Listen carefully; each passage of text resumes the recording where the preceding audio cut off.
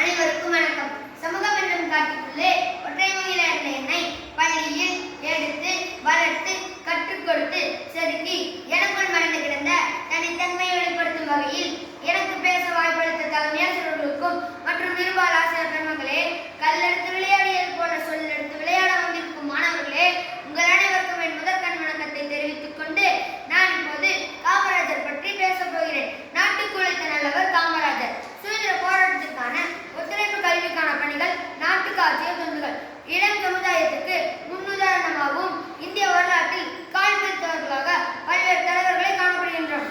அவர்களுள் கர்ம வீரர் காமராஜர் என போற்றப்பவரும் ஒருவர். தமிழகத்துக்கு பல்வேறு தலைவர்களை உருவாக்குவதற்கு அடித்தளமாக செய்யப்பட்டு வரும் மனிதாபிமானம் நிறைந்த என காமராஜரை நாம் விளங்குகின்றோம். இவருடைய வாழ்க்கை மற்றும் இவர் ஆற்றிய பணிகளை பற்றி பார்க்கலாம்.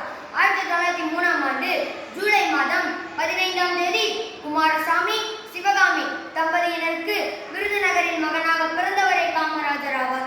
இளம் வயதிலேயே தன்னுடைய தந்தை இருந்தமையினால் தன்னுடைய கல்வியை முழுமையாக தொடர முடியாத நிலைக்கு தள்ளப்பட்டார்.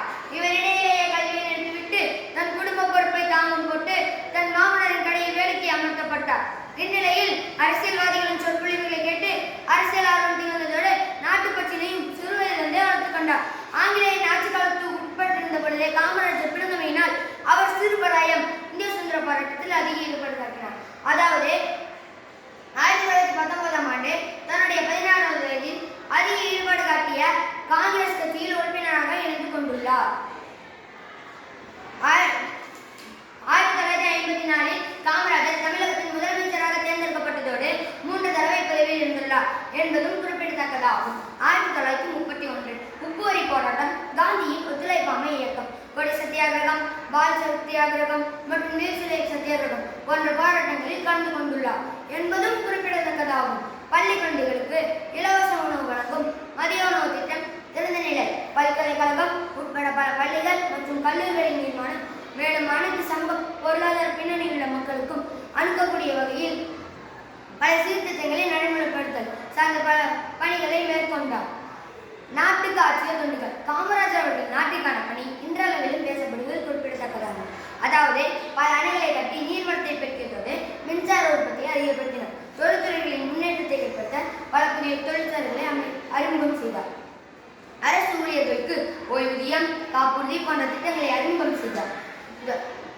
கன்னியாகுமரி மாவட்டத்தில் பல மலை கிராமங்களுக்கு நீர் என்று படித்த பல பொறியாளர்களுக்கே சவாலாக இருக்க குடிநீர் பிரச்சனையை போக்க பலரும் வியக்கும்படி மாத்து தொட்டி பாலத்தை கட்டினார். இதனால் மக்கள் காமராஜரை படிக்காத மேதை என கூறுவர்.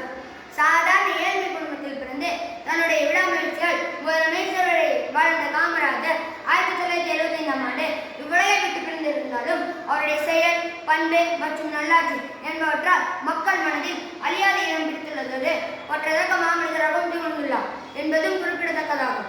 எல்லோருடைய வாழ்க்கையும் வரலாறு ஆவதில்லை, வரலாறாயானவர்கள் தனக்காக வாழ்வதில்லை என்ற பொன்மொழிக்கு மிகச் சரியான உதாரணமாக வாழ்ந்தவர் காமராஜர். கஷ்டத்தை அனுபவிக்காமல் எந்த ஒரு மனிதரும் அவரது லட்சியத்தை அடைய முடியாது. ஒரு பெண்ணிற்கு கல்வி கொடுக்கிறது ஒரு குடும்பத்திற்கு கல்வி தருவதாகும். கடுமையான உழைப்பை மக்களின் வறுமையிலிருந்து நிற்கும். இனி நாம் காமராஜர் வழியில் செல்வோம். நன்றி, வணக்கம்.